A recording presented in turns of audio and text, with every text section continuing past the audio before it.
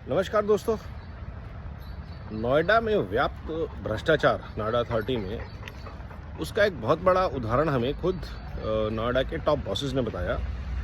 Top bosses ने वो ये कि बहुत ही अजीब कारण है कि जो भ्रष्टाचार हमारे से पहले वाले सीईओ या उनकी टीम कर गई, उनके राज में हो गया, हम उसके खिलाफ कोई एक्शन नहीं ले सकते, क्योंकि ऐसा करने से हमारा एक अनसेट प्रोटोकॉल टूटता है कि हम एक दूसरे के खिलाफ एक्शन लेते हैं। क्योंकि अगर आज मैंने ऐसा किया तो कल जो मेरे बाद आएंगे वो मेरे किए हुए डिसीजन को क्वेश्चन करेंगे। और बड़ी साफ गोई से उन्होंने उस भ्रष्टाचार के ऊपर पर्दा डाल दिया जो वो खुद मान रहे हैं कि हुआ गलत है, खुद कह रहे हैं।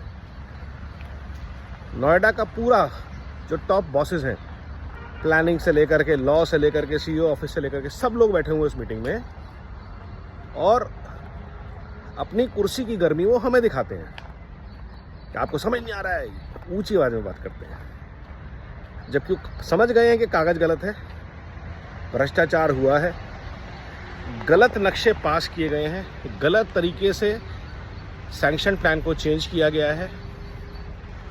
और बड़े सिंपली बोलते हैं कि हमारे लेवल पर डिसीजन नहीं हो सकता, आप ऊपर जाके बात कीजिए, चेयरमैन सीएम ऑफिस जाइए, कोर्ट का दरवाजा खटखटाइए।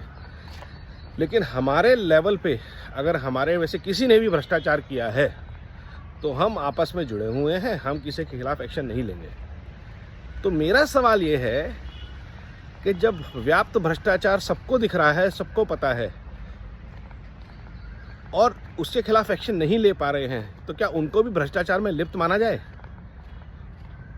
अगर आप आतंकवादी को साथ बंदूक नहीं चला रहे हैं आतंकवादी के साथ, लेकिन उसको अपने घर में पनाह दे रहे हैं, उसके किए हुए एक्शंस को जस्टिफाई कर रहे हैं, तो क्या आप भी आतंकवादी के साथी नहीं कहलाएंगे या आतंकवादी नहीं कहलाएंगे?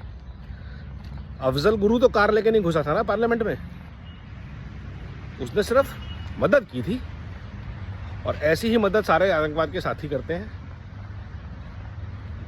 तो भ्रष्टाचार का जो साथ देता है और कुर्सी पे बैठ के देता है और इस बिना पर देता है कि मेरे सीनियर्स थे, मैं कुछ नहीं कर सकता, उनके खिलाफ कौन एक्शन लेगा? योगी जी और मोदी जी।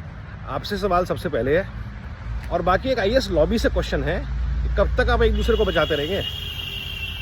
देश को, जनता को, टैक्स पेयर्स को, होम बायर्स को न्याय चाहिए, और भ्रष्टाचार पे प्रहार कब शुरू होगा? जवाबों का इंतजार रहेगा। धन्यवाद।